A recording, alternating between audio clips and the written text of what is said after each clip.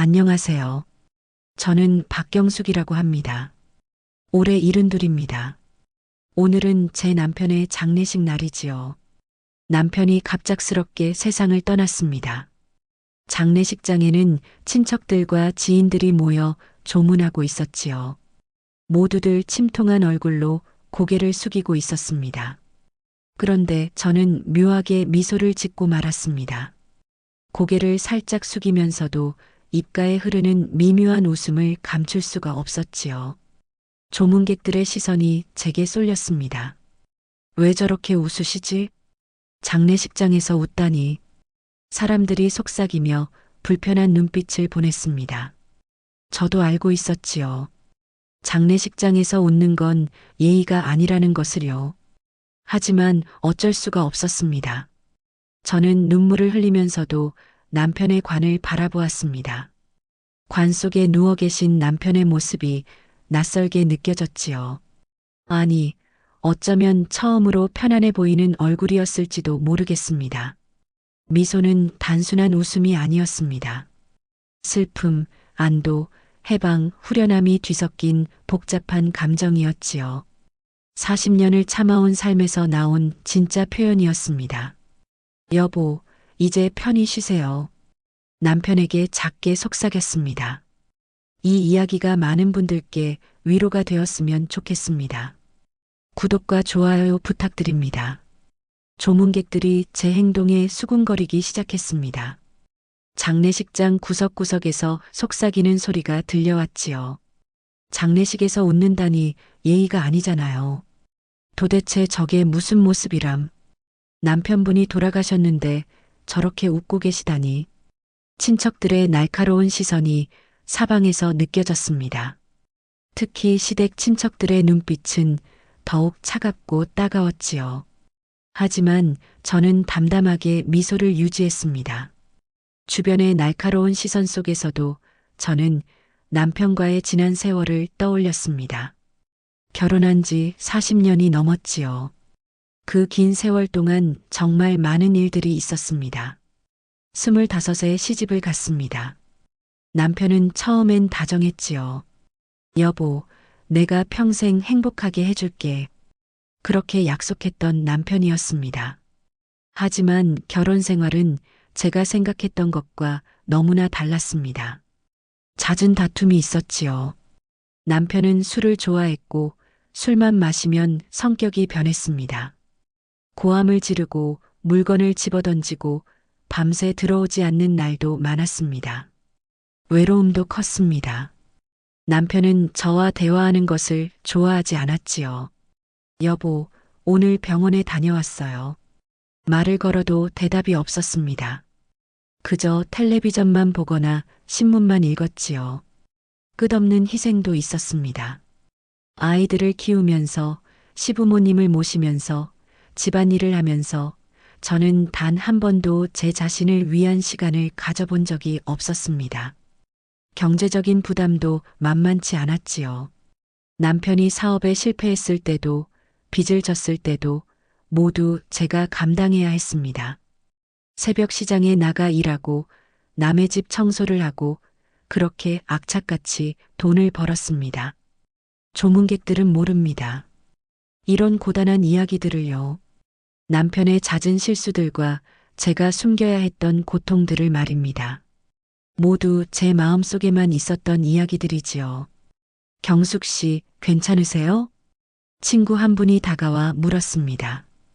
응, 괜찮아요. 짧게 대답했습니다. 미소는 불경함이 아니었습니다. 오랜 피로와 분노에서 벗어난 안도감이었지요.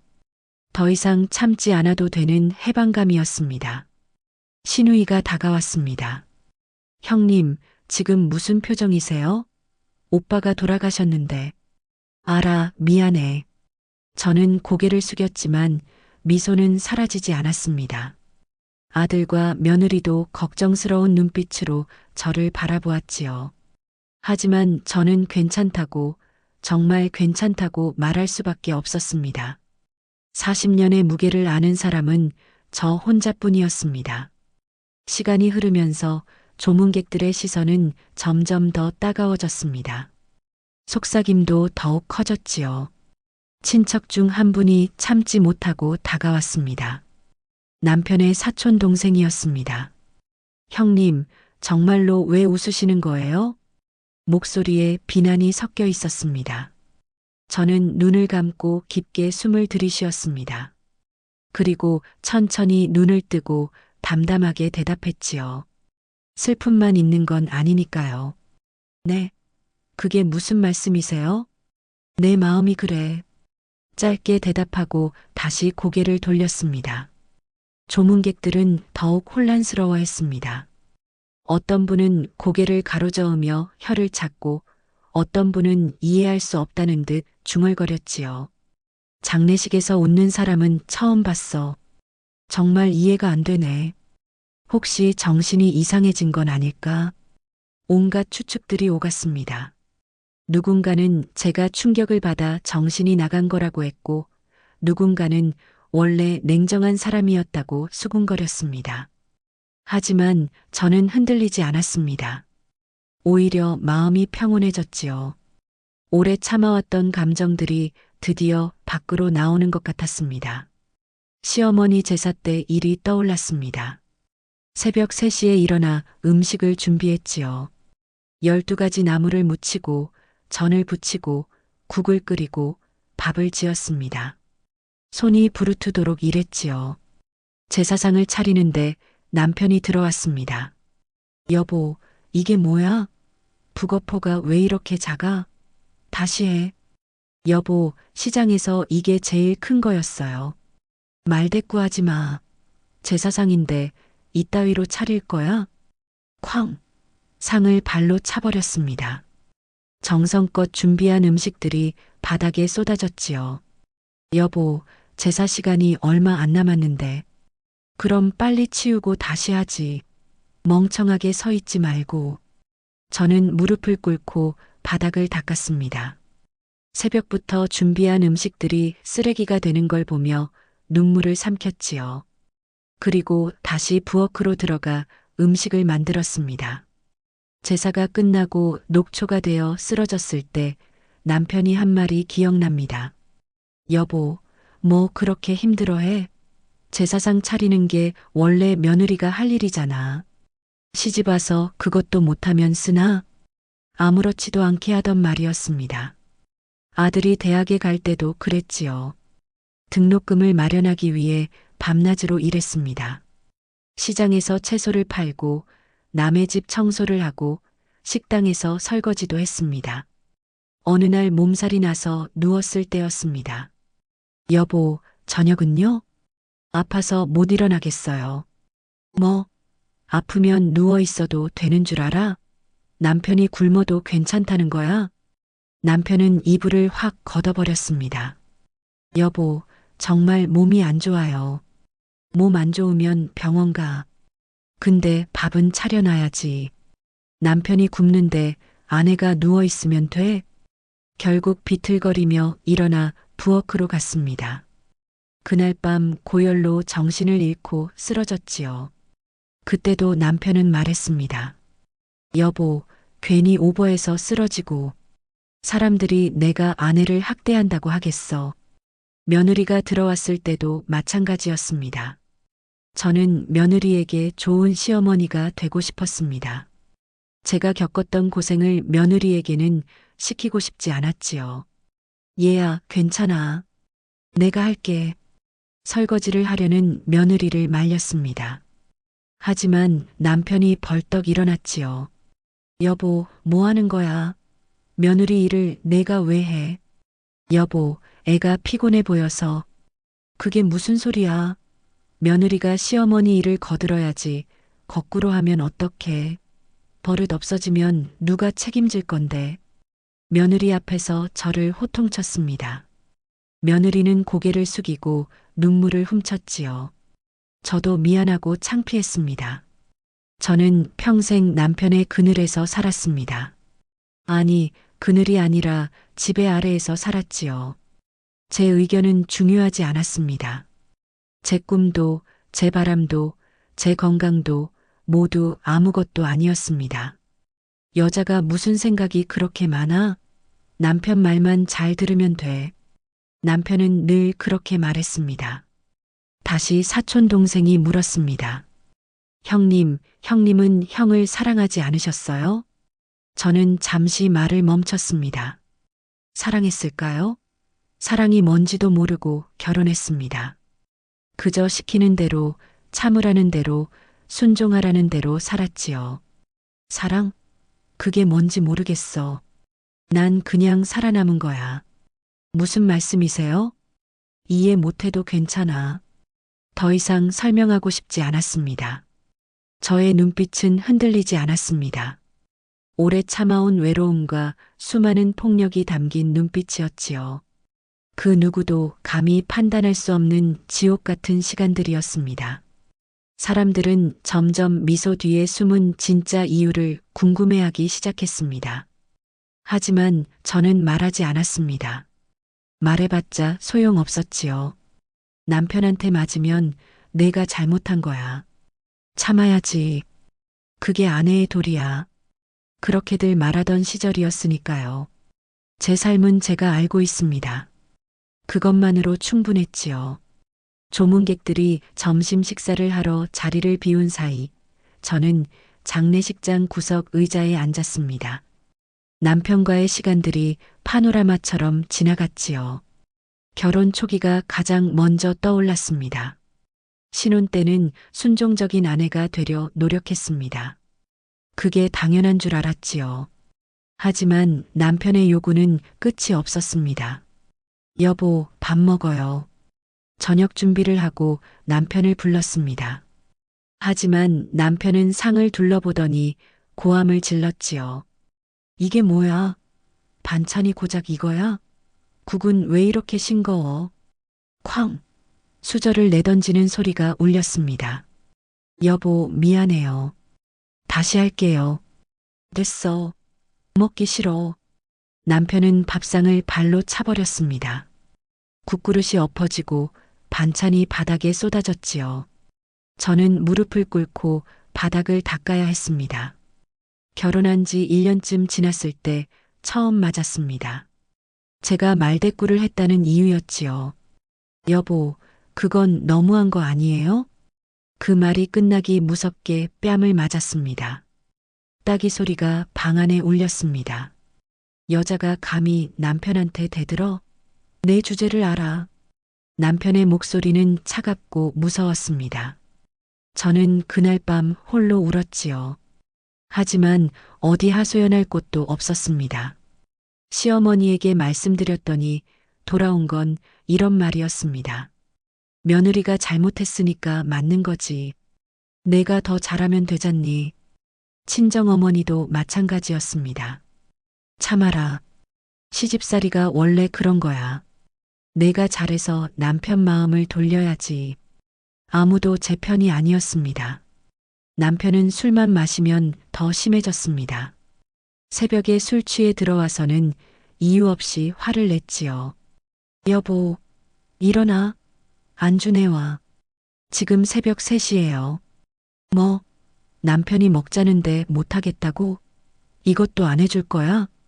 남편은 방문을 발로 찼습니다. 저는 부스스한 눈으로 일어나 부엌으로 갔지요. 라면이라도 끓여드려야 했습니다. 외도도 당당했습니다. 다른 남편들처럼 숨기지도 않았지요. 여보, 오늘 늦을 거야. 친구들이랑 만나. 하지만 향수 냄새를 풍기며 들어온 남편을 보면 알 수 있었습니다.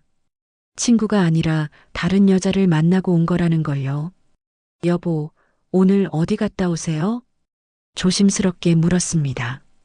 왜? 남편 뒷조사해? 여자가 주제를 몰라도 너무 모르네. 쾅! 문을 쾅 닫고 들어가 버렸습니다. 한 번은 제가 용기를 내서 따졌습니다. 여보, 다른 여자 만나는 거 알아요. 이러지 마세요. 그날 남편은 제 머리채를 잡았습니다. 뭐? 감히 남편한테 뭐라고 해? 남자가 밖에서 노는 게 뭐가 어때서? 집안이나 잘 챙겨. 끌려가면서 벽에 머리를 부딪혔습니다. 정신이 아찔했지요. 하지만 참았습니다. 이혼하면 아이들을 데려갈 수 없는 시대였으니까요. 경제권도 모두 남편이 쥐고 있었습니다. 여보, 아이들 학용품 사야 해요. 돈 좀 주세요. 얼마 필요한데? 10,000원만. 10,000원? 돈이 그렇게 쉽게 나오는 줄 알아? 내가 아꼈어. 남편은 5,000원만 던져줬습니다. 하지만 정작 본인은 술값으로 매일 몇만 원씩 썼지요. 제가 돈을 벌겠다고 하자 남편은 버럭 화를 냈습니다. 여보, 시장에 나가서 일 좀 할까 해요. 뭐, 내 아내가 밖에 나가서 일을 해? 사람들이 뭐라고 하겠어. 남편 벌이가 없어서 아내가 나간다고 하겠지. 안 돼. 하지만 결국 남편이 사업에 실패하면서 저는 일을 나가야 했습니다. 그때도 남편은 말했지요. 여보, 내가 허락해서 나가는 거야. 알았어? 그리고 집안일은 내가 다 해야 해. 밖에 나간다고 집안일 소홀히 하면 가만 안 둬. 새벽 4시에 일어나 시장에 나갔습니다. 저녁에 돌아와서는 저녁 준비를 하고 설거지를 하고 빨래를 했지요. 조금이라도 늦으면 남편은 화를 냈습니다. 여보, 밥이 왜 이렇게 늦어? 남편 굶기려고 작정했어? 시부모님을 모실 때는 더 힘들었습니다. 시어머니 말씀은 곧 법이었지요. 며느리가 아침 6시까지 일어나서 밥상을 차려야지. 이게 뭐야? 어머니, 죄송해요. 어제 새벽에 들어와서 핑계 대지 마. 며느리가 게으르니까 우리 아들이 고생하지. 남편에게 말했지만 돌아온 건 꾸지람 뿐이었습니다. 여보, 어머니 말씀 좀 들어. 내가 잘못한 거야. 효부가 되려면 더 노력해야지. 폭력도 점점 심해졌습니다. 남편 기분이 나쁜 날이면 이유 없이 맞았지요. 멍이 들고 상처가 나도 병원에 갈 수 없었습니다. 사람들이 알까봐 두려웠지요. 넘어져서 다쳤어요.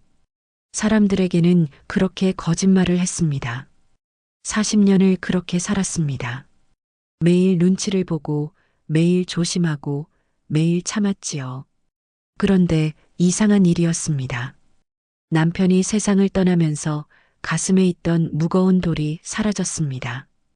더 이상 맞지 않아도 되고, 더 이상 눈치 보지 않아도 되고, 더 이상 참지 않아도 됐지요. 죄책감보다 해방감이 더 컸습니다. 이제 자유야. 작게 속삭였습니다. 40년의 지옥 같은 시간이 끝났습니다. 슬픔보다는 안도감이, 눈물보다는 미소가 나왔지요. 오래전부터 꿈꾸던 평화를 마침내 얻었습니다. 조문객들이 다시 모여들었습니다. 점심 식사를 마치고 돌아온 사람들의 시선은 여전히 차가웠지요. 시누이가 다가왔습니다. 평소에도 저를 곱게 보지 않던 분이었습니다. 형님, 오빠가 돌아가셨는데 그렇게 웃으실 수 있어요? 도대체 무슨 생각이세요? 목소리에 분노가 섞여 있었습니다. 저는 조용히 시누이를 바라보았습니다. 이제 더 이상 참을 필요가 없었지요. 할 말이 있어. 뭐요? 사실 남편이 남긴 재산은 거의 없어. 빚만 가득해.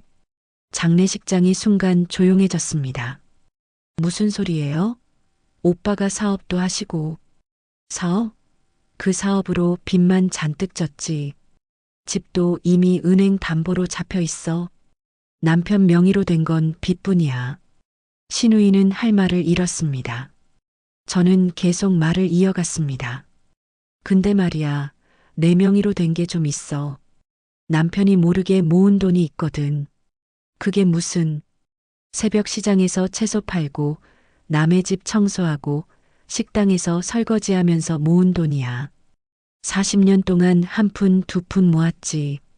친척들이 숨죽이며 제 말을 들었습니다. 남편은 몰랐어. 알았으면 다 빼앗아 갔겠지. 여보, 그 돈 내놔. 사업 자금 필요해. 그렇게 말하면서 말이야. 아들이 놀란 표정으로 다가왔습니다.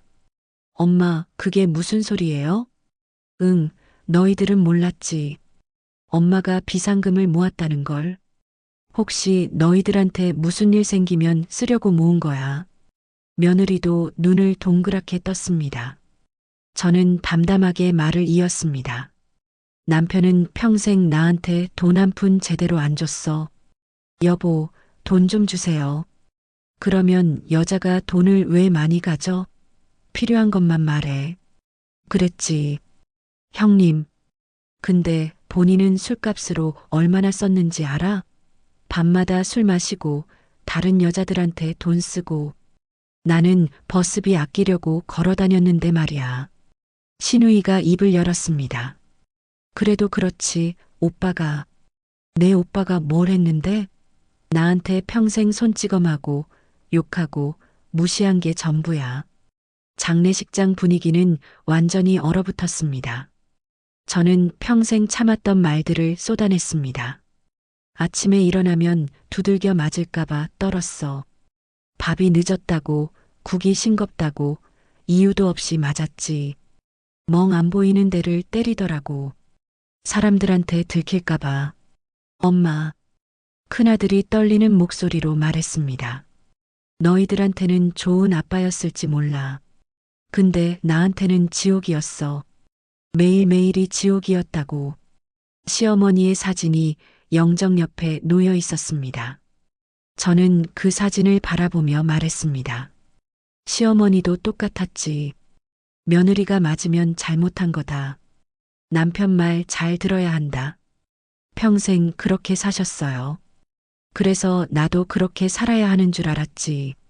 조문객들은 아무 말도 하지 못했습니다. 근데 알아? 시어머니 돌아가시기 전에 나한테 그러시더라고. 내가 너한테 미안하다. 나도 그렇게 살았으니까 너도 그래야 한다고 생각했다. 잘못했다. 그렇게 말씀하시더라고. 눈물이 흘렀습니다. 미소를 지으면서도 눈물은 멈출 수 없었지요. 40년을 참았어. 죽고 싶은 날도 많았어. 근데 아이들 생각하면 죽을 수도 없더라고. 그렇게 하루하루 버텼지. 아들이 다가와 제 손을 잡았습니다. 엄마, 몰랐어요. 정말 몰랐어요. 알아. 내 잘못이 아니야. 엄마가 숨긴 거니까. 며느리도 눈물을 흘리며 제 손을 잡았습니다. 저는 조용히 말했습니다. 이제 숨길 이유가 없어. 남편이 떠났으니까. 이제 내가 내 인생의 주인이 된 거야. 신우이가 고개를 떨어뜨렸습니다. 형님, 죄송해요. 몰랐어요. 괜찮아, 자네도 몰랐으니까. 웃음은 이제 자신의 삶을 되찾은 선언이었습니다. 해방의 선언이었지요. 사람들은 장례식에서의 미소를 더 이상 이상하게 보지 않았습니다. 조용한 침묵 속에서 제 고통을 인정하게 되었고, 과거의 고통이 저를 더욱 강하게 만들었음을 느꼈지요. 한 친척 어르신이 다가왔습니다. 경숙이, 고생 많았네. 이제 편히 사시게. 감사합니다. 저는 고개를 숙였습니다. 장례식장의 분위기가 조금씩 바뀌었습니다. 비난의 시선이 연민과 이해로 바뀌었지요. 그동안 참 힘들었겠어. 어떻게 그렇게 오래 참았을까? 사람들의 속삭임이 달라졌습니다. 저는 남편의 관을 바라보았습니다. 이제 더 이상 두렵지 않았습니다. 미안하지도 않았지요. 이제 끝났어. 정말 끝났어. 작게 속삭였습니다. 40년의 감옥에서 마침내 탈출한 기분이었습니다. 장례식이 진행되면서 분위기가 확연히 달라졌습니다. 저를 향한 차가운 시선들이 따뜻한 이해로 바뀌어 갔지요. 친척 할머니 한 분이 제 옆에 앉았습니다. 경수가, 내가 몰랐구나. 그동안 얼마나 힘들었니? 괜찮아요, 할머니. 괜찮을 리가 있나? 40년이나. 어떻게 그렇게 참았니? 할머니는 제 손을 꼭 잡아주셨습니다. 그 따뜻한 손길에 눈물이 났지요. 나도 그렇게 살았단다. 우리 세대 여자들은 다 그렇게 살았지. 참는 게 미덕이라고 배웠으니까. 할머니, 근데 경수가, 넌 이제 자유야. 이제 내가 하고 싶은 대로 살아. 알았지? 네, 할머니. 신우이도 다시 다가왔습니다. 아까와는 완전히 다른 표정이었지요. 형님, 진심으로 미안해요. 오빠가 그렇게까지 했는지 정말 몰랐어요. 알아, 괜찮아. 오빠가 집에서는 좋은 남편인 줄만 알았어요. 밖에서는 멀쩡해 보였거든요. 그렇지. 밖에서는 다들 그래. 집에서만 그러는 거야. 신우이가 눈물을 닦았습니다. 형님이 우리 집에 오면 늘 멍이 있었는데 넘어졌다고 하셔서 믿었어요. 제가 너무 둔했네요. 아니야. 나도 숨겼으니까. 부끄러웠거든. 며느리가 조심스럽게 다가왔습니다. 어머니, 저한테도 항상 잘해주셔서 감사했어요. 얘야, 너한테만큼은 시어머니 노릇 제대로 하고 싶었어. 나처럼 힘들게 하고 싶지 않았거든. 어머니, 이제 편히 지내세요. 제가 도와드릴게요. 며느리가 저를 안아주었습니다. 처음으로 며느리에게 안기며 마음 편히 울었지요. 큰아들이 다가왔습니다. 엄마, 왜 말 안 했어요? 말해봤자 소용없었어. 그때는 그런 시절이었으니까. 아빠한테 따졌어야죠. 내가, 내 아빠한테? 아들이 아버지한테 대들면 불효자 되는 시절이었어. 너까지 힘들게 할 수 없었지. 큰아들이 고개를 떨어뜨렸습니다. 작은아들도 옆에 섰습니다. 엄마, 저희가 몰라서 죄송해요. 아니야, 너희 잘못이 아니야. 엄마가 감춘 거니까. 이제 저희가 엄마 잘 모실게요. 고마워. 근데 아들아, 엄마는 이제 혼자 잘 살 수 있어. 걱정 마. 친척들이 속으로 제 상황을 인정하며 마음속으로 위로를 보냈습니다. 더 이상 수군거림도 비난의 시선도 없었지요. 그렇게 살았으면서도 이렇게 자식들 훌륭하게 키웠네. 대단한 분이야, 정말. 나 같았으면 진작 포기했을 거야. 사람들의 속삭임이 들렸습니다. 동네 친구 옥순이가 다가왔습니다. 저와 같이 시장에서 일하던 친구였지요. 경수가 나도 몰랐어. 내가 그렇게 힘들었는지. 옥순아, 넌 알고 있었잖아. 그래. 근데 어쩔 수가 없었어. 미안해. 아니야, 괜찮아. 넌 내 말 들어줬잖아. 옥순이와 저는 새벽 시장에서 만나 서로의 하소연을 들어주곤 했습니다. 둘 다 비슷한 처지였지요. 이제 우리 마음 편히 살자. 응? 그래, 옥순아. 저는 남편의 관을 담담하게 바라보며 미소 속에서 진짜 해방감을 느꼈습니다. 슬픔과 분노가 동시에 존재하던 마음이 조금씩 평온해졌지요. 주변의 변화는 저에게 큰 힘을 주었습니다. 혼자가 아니라는 걸 느꼈습니다. 이해받는다는 게 이렇게 마음을 편하게 하는지 처음 알았지요. 장례식장의 긴장은 서서히 풀렸습니다. 사람들은 이제 제 미소를 이해했습니다. 그것이 불경함이 아니라 생존의 증거라는 걸 알았지요. 한 친척 아주머니가 말했습니다. 경숙이는 강한 사람이야. 보통 사람은 못 버텨. 맞아, 대단한 분이지. 저는 강한 게 아니었습니다. 그저 살아남았을 뿐이었지요. 하루하루를 버텨낸 것 뿐이었습니다. 하지만 이제는 버티는 게 아니라 살아갈 수 있었습니다. 진짜 제 삶을 살 수 있게 됐지요. 저녁이 되었습니다. 장례식장에 남은 사람들이 함께 저녁을 먹었습니다. 저도 처음으로 편안하게 밥을 먹었지요. 어머니, 드세요. 며느리가 반찬을 권했습니다. 고마워, 얘야. 밥을 먹으면서도 미소가 지어졌습니다. 이제는 누가 뭐라고 하지 않았습니다. 모두 제 미소를 이해했으니까요. 내면은 자유로워졌습니다. 40년 만에 처음으로 자유를 느꼈지요. 이제 시작이야. 내 인생의 진짜 시작. 마음속으로 다짐했습니다. 남편의 사진이 재단에 놓여 있었습니다. 저는 그 사진을 보며 생각했습니다. 여보, 당신 없이 사는 게 이렇게 편한지 몰랐어요. 미안하지만 미안하지 않아요. 마지막 인사였습니다.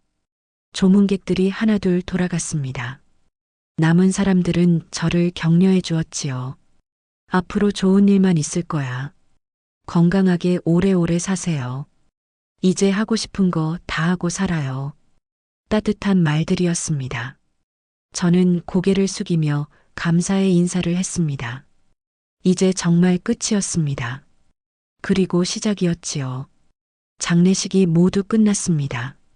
마지막 조문객도 떠나고 장례식장은 텅 비었지요. 아들들이 물었습니다. 엄마, 우리랑 같이 가요. 아니야, 엄마는 여기 좀 더 있을게. 혼자 계시면 쓸쓸하실 텐데. 괜찮아. 혼자 있고 싶어. 아들들은 걱정스러운 눈빛으로 저를 바라봤지만 제 뜻을 존중해 줬습니다. 그럼 내일 아침에 다시 올게요. 그래, 조심해서 가. 며느리가 제 손을 잡았습니다. 어머니, 전화하시면 바로 올게요. 고마워, 얘야. 가족들이 떠나고 저는 홀로 남았습니다. 장례식장의 불빛만이 조용히 빛나고 있었지요. 저는 남편의 영정 사진 앞에 앉았습니다. 사진 속 남편은 웃고 있었습니다. 저렇게 웃는 얼굴을 본 게 얼마 만인지 모르겠더군요. 여보, 조용히 불러봤습니다. 이제 대답이 없습니다. 영원히 대답이 없겠지요. 40년을 함께 살았네요. 길다면 길고 짧다면 짧은 시간이었어요. 혼잣말처럼 중얼거렸습니다. 눈빛은 고요했습니다. 입가에는 여전히 미소가 머물러 있었지요. 처음에는 미워했어요. 정말 많이 미워했지. 왜 나한테만 일어나, 왜 나만 이렇게 힘들어야 하나 싶었어요. 사진 속 남편은 아무 대답이 없었습니다.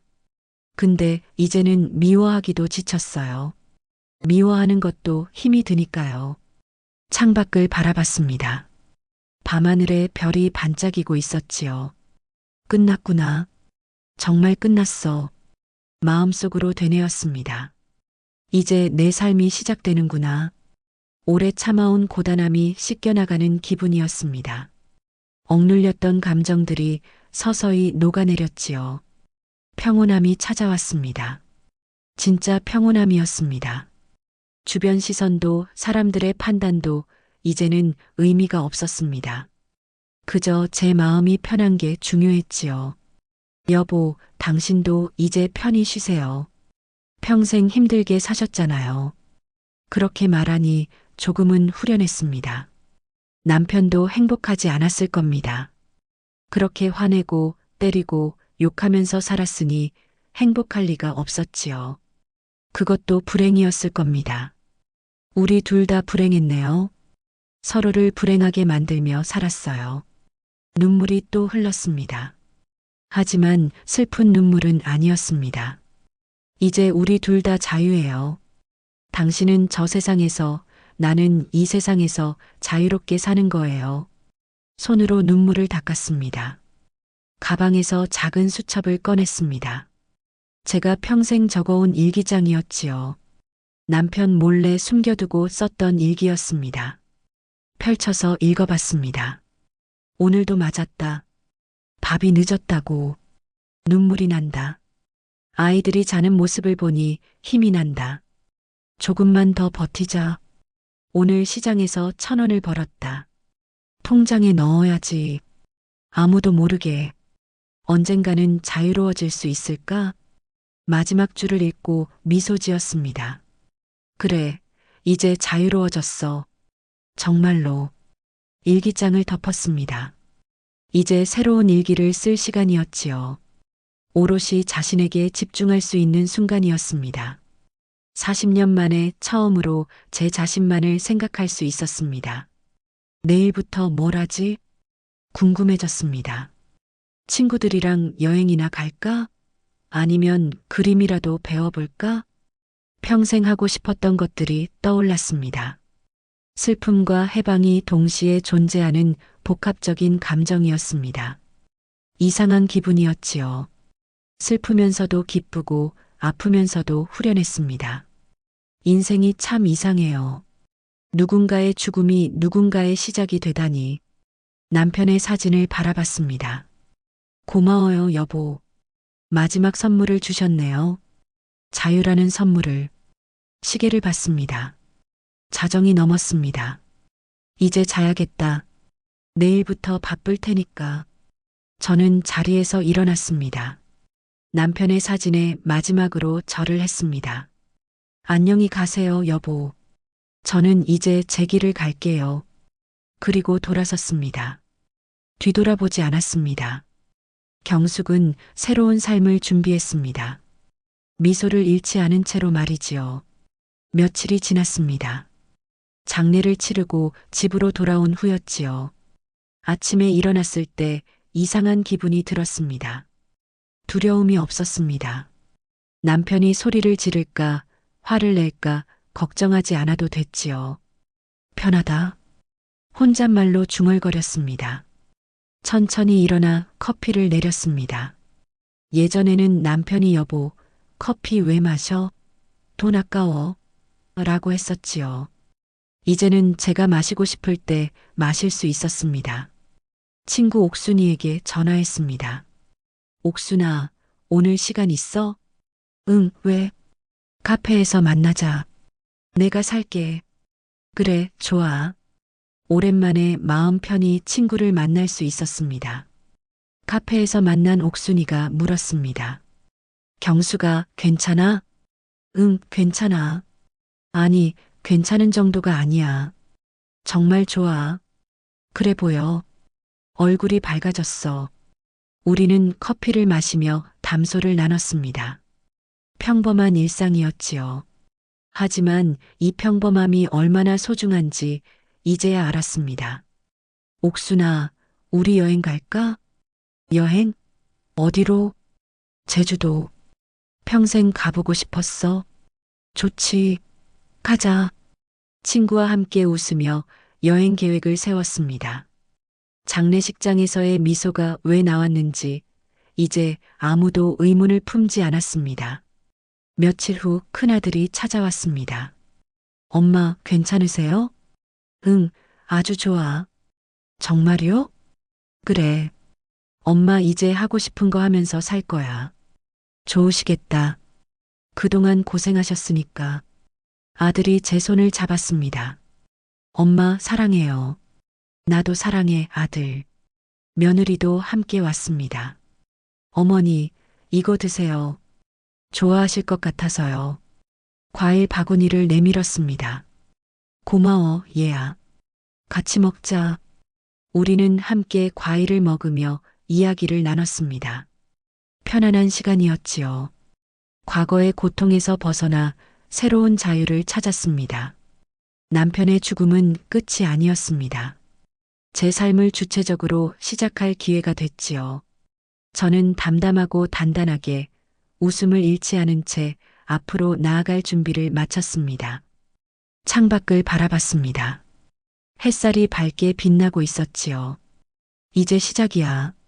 진짜 내 인생의 시작. 마음속으로 다짐했습니다. 미소는 과거를 극복한 강인함의 상징이었습니다. 그리고 새로운 시작의 증거였지요. 40년의 어둠이 지나고 이제 빛이 찾아왔습니다. 저는 더 이상 누군가의 아내가 아니었습니다. 누군가의 며느리도 아니었지요. 이제 저는 그냥 경숙이었습니다. 68살 경숙이었습니다. 그리고 그것만으로 충분했습니다. 끝까지 들어주셔서 감사합니다. 계속 우리들의 이야기로 찾아뵐 수 있도록 구독과 좋아요 부탁드립니다.